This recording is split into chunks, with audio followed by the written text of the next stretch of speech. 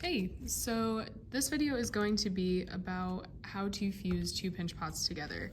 So the first thing that you need is you need two balls of clay that are very, very close to the same size, all right? If you have one that's much bigger than the other, it's not going to work out, all right? The purpose of this is to create a sphere or possibly like a sphere shape that you can later build off of or remove some things from.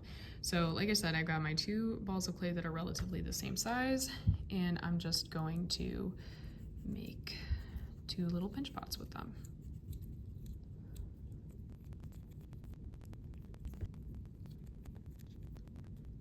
All right, now one thing to remember is I know when we talked about how to make pinch pots, you ideally want the rim to be the size or the width, excuse me, of your pinky finger. If you are making something small, obviously it can be thinner than your pinky finger, but I would say don't go any thinner than like this wall right here, because you need to be able to score and slip it.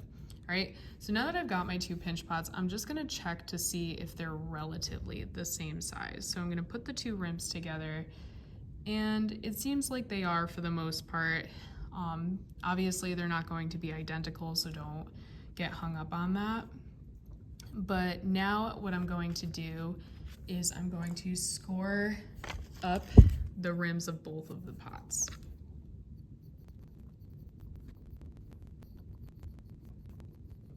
All right, now that I have scored the rims of the pots, I'm going to slip them.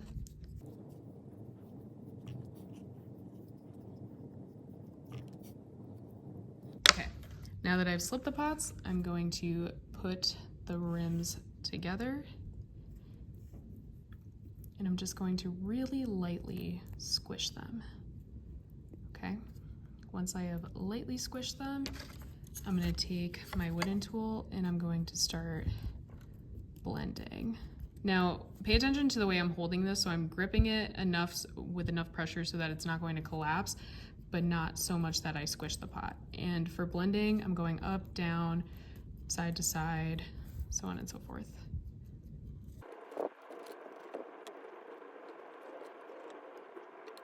All right. Now that the edges are blended, obviously I can't do the inside because there's no way for me to access it. But what I'm gonna do now is I'm just going to really gently, like next to no pressure, I'm going to really gently just mold the shape of the ball in my hands. Pinch a little bit. And just really, really gently roll it, because if you press too hard like you would for rolling a normal ball of clay, it's going to collapse, especially if your clay is pretty wet.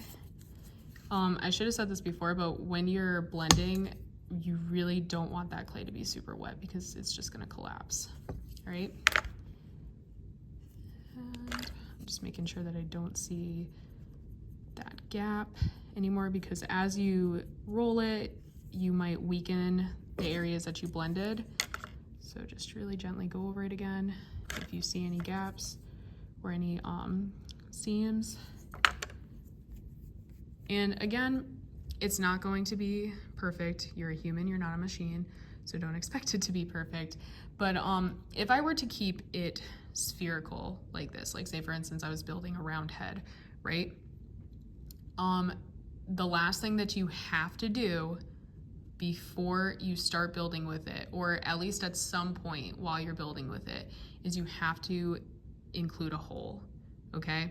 Because if you watched my Preventing Explosions video, is that there is a gigantic air pocket in the center of this ball right now, and if we do not add a hole somewhere and this goes in the kiln, it's going to explode. So I punctured a hole, and then I just like to stir it out a little bit just to make sure that that hole is wide enough for air to get through. Right?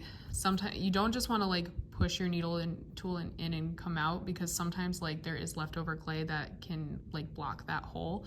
So and then it defeats the purpose of having the hole in the first place. All right?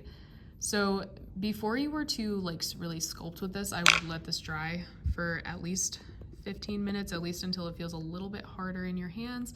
This is actually not that bad. I could probably get away with sculpting with it right now, But if it were really wet and I could squish it pretty easily, I would definitely want to make this wait a little bit. All right, that's it.